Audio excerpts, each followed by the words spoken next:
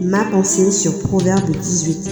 Il s'agit d'un chapitre riche en sagesse et en conseils pour vivre une vie droite et pieuse.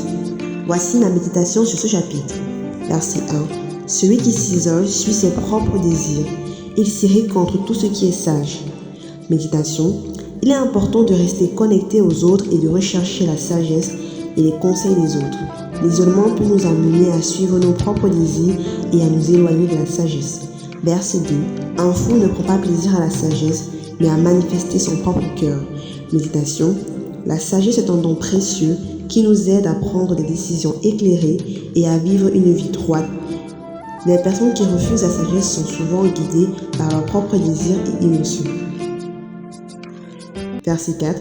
Les paroles de la bouche d'un homme sont des eaux profondes.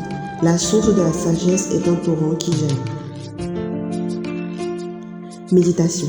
Les paroles que nous prononçons ont le pouvoir de donner la vie ou de détruire. La sagesse est une source qui jaillit de notre cœur et qui peut nous aider à parler de manière constructive et positive. Verset 9. Celui qui aime mot au travail est frère de celui qui détruit. Méditation. La paresse et la négligence peuvent avoir des conséquences négatives sur notre vie et sur les autres. Il est important de travailler dur et de prendre soin de nos responsabilités. Verset 13. Celui qui répond avant d'avoir écouté fait preuve de folie et encourt la honte. Méditation.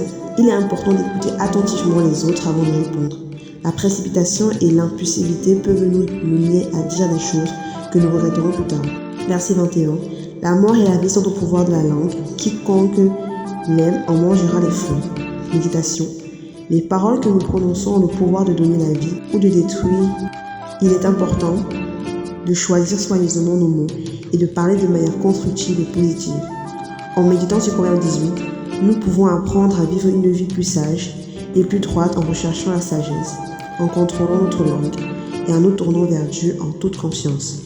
Gaëlle, coiffeuse. Et toi, que penses-tu de Proverbe 18? Si tu as été béni, dis Amen. Soyez bénis les champions.